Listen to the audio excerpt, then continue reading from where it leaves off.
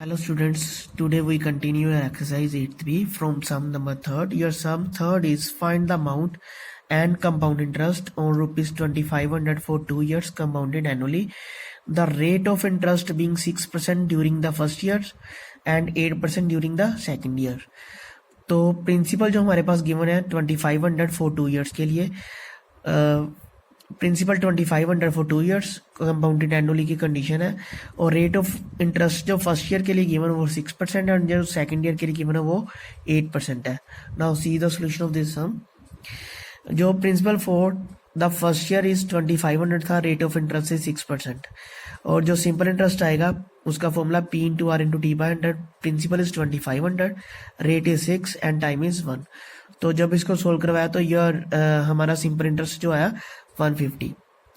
Next, amount at the end of the first year जो बनेगी principal plus simple interest, तो दोनों को प्लस करके हमारे पास आया 2650 is year amount at the end of the first year.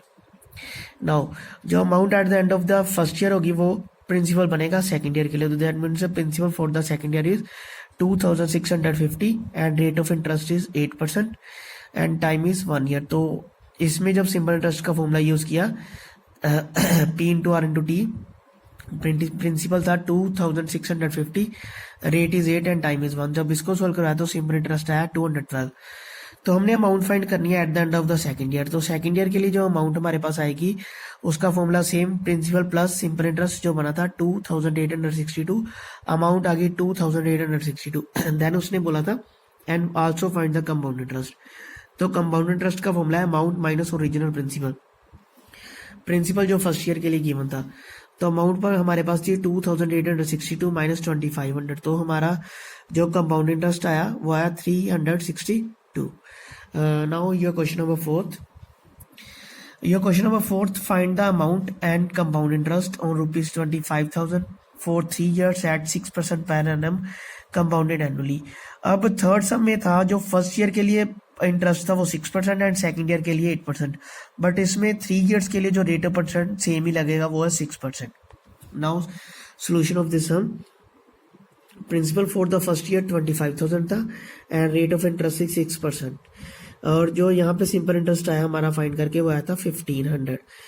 तो इसके बाद हमने अमाउंट फाइंड करनी है. Amount at the end of the first year जो बना था principal plus simple interest, principal था 25,000 और जो हमारे पास सिंपल इंटरेस्ट था वो था 1500. तो दोनों को जब प्लस किया हमारे पास जो अमाउंट बनी फर्स्ट ईयर के लिए वो बनी 26,500. जो अमाउंट थी फर्स्ट ईयर की वो प्रिंसिपल बन जाएगा सेकंड ईयर के लिए, रेट ऑफ इंटरेस्ट सेम 6%, और जो सेकंड ईयर के लिए सिंपल इंटरेस्ट निकल रहा है वो हमारे पास निकल रहा था 1590, और amount at the end of the second year जो बनेगा वही प्रिंसिपल प्लस सिंपल इंटरेस्ट. इसमें सिंपल इंटरेस्ट था 1590, जब इन दोनों को प्लस किया तो हमारे पास अमाउंट आई सेकंड ईयर के लिए 28,090.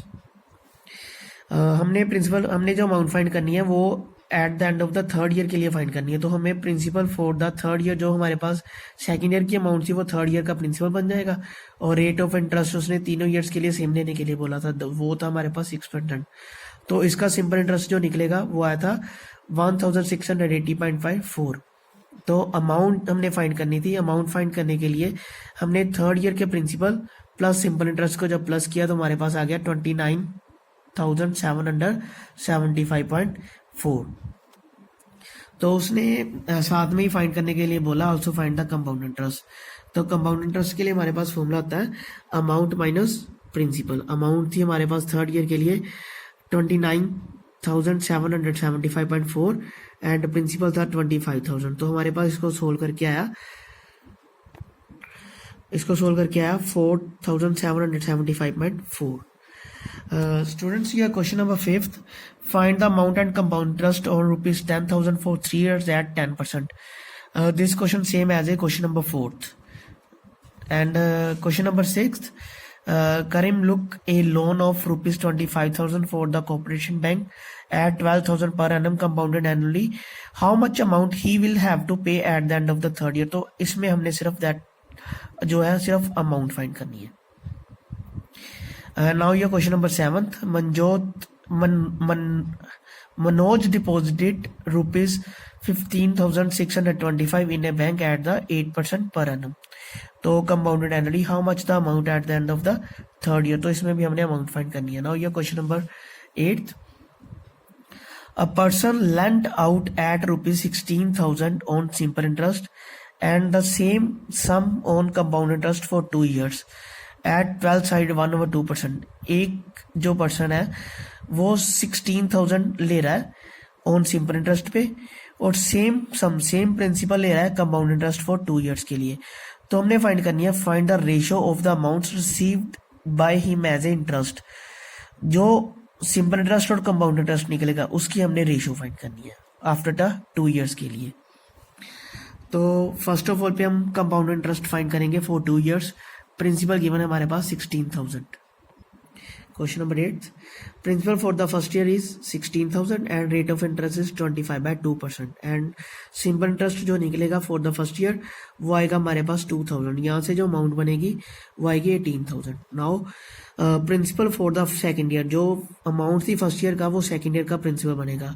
दैट मीन्स जो हमारे पास प्रिंसिपल आया 18,000, rate of interest is same 25/2%. And simple interest formula is P into R into T by 100. Principal is 18,000, rate is 25/2 and time is 1 year. तो जब इसको solve करवाया तो हमारे पास सेकेंड ईयर के लिए सिंपल इंटरेस्ट आया 2,250 आया. तो हमने अमाउंट फाइंड करनी है क्योंकि हमने कंपाउंड इंटरेस्ट फाइंड करना. तो finding the compound interest first of all पे हमें अमाउंट फाइंड करनी पड़नी थी और सेकेंड ईयर के लिए. तो हमने जब अमाउंट फाइंड की तो हमारे पास आ गया 20,250.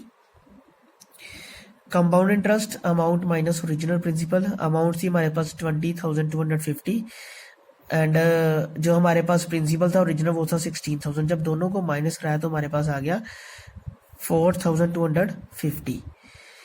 तो ये था कंपाउंड इंटरेस्ट के लिए हमारे पास कंपाउंड इंटरेस्ट आ गया. अब हमने सिंपल इंटरेस्ट फाइंड करना है. सिंपल इंटरेस्ट फॉर 2 ईयर्स के लिए फाइंड करना था. प्रिंसिपल सेम था 16,000 एंड रेट ऑफ इंटरेस्ट भी सेम था. तो time for 2 years simple interest जो हमारे पास आया वो आया 4,000. अब उसने नाउ फाइंड करने के लिए बोला था रेशियो फाइंड करने के लिए बोला था simple interest upon compound interest. Simple interest था 4,000 एंड कंपाउंड इंटरेस्ट था हमारे पास 4,250. तो हमने जब इसकी कैलकुलेशन की 0 के साथ 0 एंड देन फिर हमने इसको 5 के टेबल पे कैंसिल कर दिया. 8 5 40 एंड 0 एज इट इज ऐसे ही आ जाएगा. और 425 को फिर 5 के टेबल पे 8 5 40 एंड 5 5 25. देन नेक्स्ट 80 और 85 both are goes to table 5. 16 5 80 and 17 5 85. तो ratio of simple interest and compound interest 16:7. Thank you students.